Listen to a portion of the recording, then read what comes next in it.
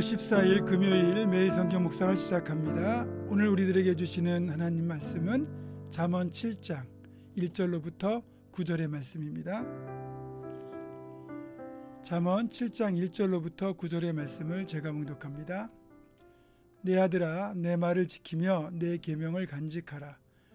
내 계명을 지켜 살며 내 법을 내 눈동자처럼 지키라. 이것을 내 손가락에 매며 이것을 내 마음판에 새기라. 지혜에게 너는 내 누이라 하며 명철에게 너는 내 친족이라 하라. 그리하면 이것이 너를 지켜서 음녀에게 말로 호리는 이방 여인에게 빠지지 않게 하리라.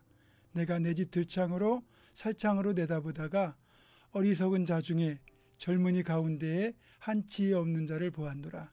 그가 거리를 지나 음녀의 골목 모퉁이로 가까이하여 그의 집 쪽으로 가는데 저물 때 황혼 때 깊은 밤 흑암 중에라. 아멘. 전에도 말씀드렸지만 성경이 기록되던 당시의 시대적 관습은 또 가치관은 철저히 가부장적 남성 중심 사회의 가치관이었습니다. 따라서 남성들의 도덕적 타락에 대한 책임의 일정 부분을 여성의 탓으로 돌리기도 했는데 성경에서도 은연중 이런 시각이 포함되어 있습니다. 예를 들면 요한복음 8장을 보면 간통 현장에서 붙잡혀 끌려온 여인의 이야기가 나오죠. 간통이라는 건 쌍방이 있어야 성립됩니다. 그러니까 간통을 저지른 남자와 여자가 다 끌려와야 되는데 여자만 끌려왔잖아요. 여자에게만 잘못이 있는 게 아니잖아요. 그런데도 여자만 끌고 왔다는 것은 여자에게 더 책임을 전가하고 책임을 물었던 당시의 잘못된 관습, 가치관이 있었음을 알 수 있습니다. 우리 여자 성도님들은 시대적 가치관이 그랬다는 것을 이해하고 성경 말씀을 대하는 게 좋습니다.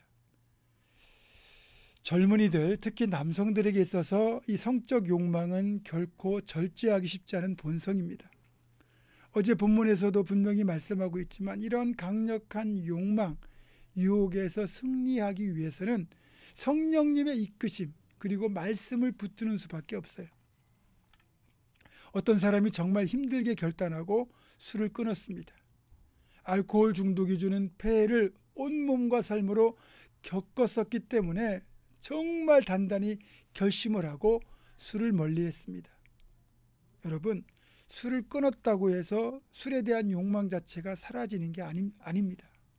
어느 날 이 사람이 길을 걸어가는데 하필 술집 앞을 지나게 되었습니다. 정말 술이 땡기는 거예요. 견딜 수가 없어요. 미칠 것 같았습니다.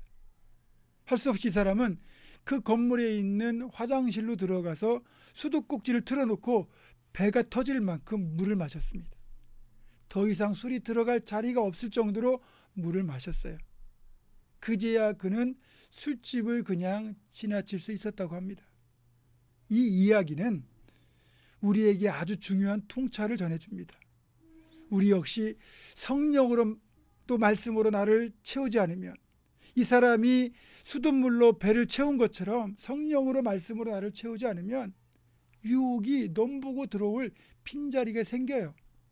그만큼 우리 육신은 빈자리를 채우려고 끊임없이 나를 몰아가거든요. 따라서 그런 유혹을 이기려면 성령 충만한 삶을 늘 유지하는 것만이 유혹을 이기는 비결이라는 겁니다. 하나님의 마음에 합한 사람이라고 평가를 받았던 위대한 믿음의 사람 다윗. 다윗도 일생에 치명적인 오욕의 역사가 몇 가지가 있습니다.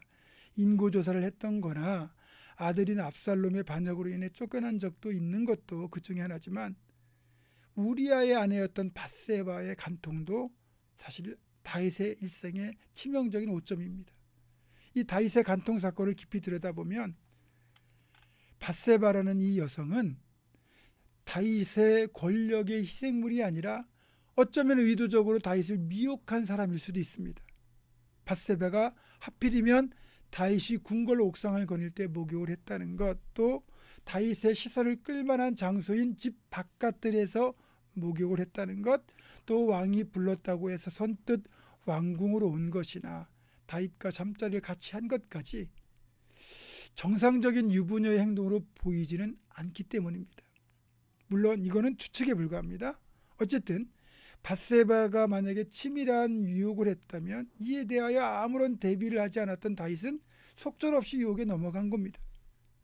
그리고 다윗의 이 실패는 그가 기도하지 않았고 또 자신이 있어야 할 자리에 있지 않을 때, 말씀을 멀리 했을 때, 즉 성령으로 자신을 채우지 않았을 때 여지없이 육신의 정욕에 굴복하게 된 겁니다. 그래서 밧세바의 유혹에 그냥 넘어간 거죠. 그리고 유혹의 시간은 항상 어두울 때 찾아옵니다. 이 어두울 때라는 건 유혹이 강력한 힘으로 지배하는 시간이기도 하고, 또 죄를 짓는다 해도 남에게 드러나지 않고 은밀하게 죄를 지을 수 있는 시간이라는 뜻도 됩니다. 어둠에 거한다는 것이 바로 그런 뜻이에요. 그러니까 저물 때, 구절에 보면 저물 때, 황혼 때, 깊은 밤, 흑암 중에 유혹이 일어나잖아요.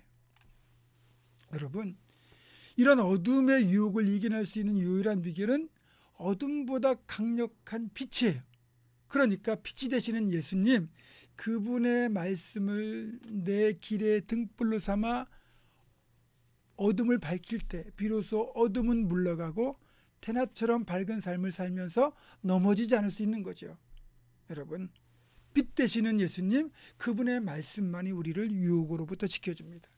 제 아무리 하나님의 마음이 합한 사람 다윗이었다 할지라도 그가 기도하지 않고 말씀 붙들지 않고 그가 방심하고 있을 때 유혹에 넘어졌습니다.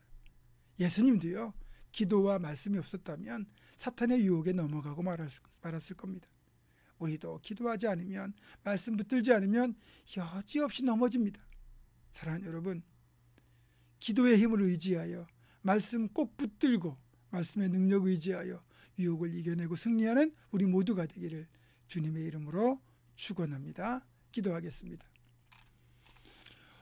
어둠 속에서 우리를 미혹하는 유혹 앞에서 우리가 우리의 빛 되시는 예수 그리스도 주님의 말씀 꼭 붙들고 우리의 길을 밝혀서 미혹에 넘어지지 않고 유혹에 넘어가지 않고 말씀으로 우리를 지키고 승리할 수 있도록 우리를 지켜 주시옵소서.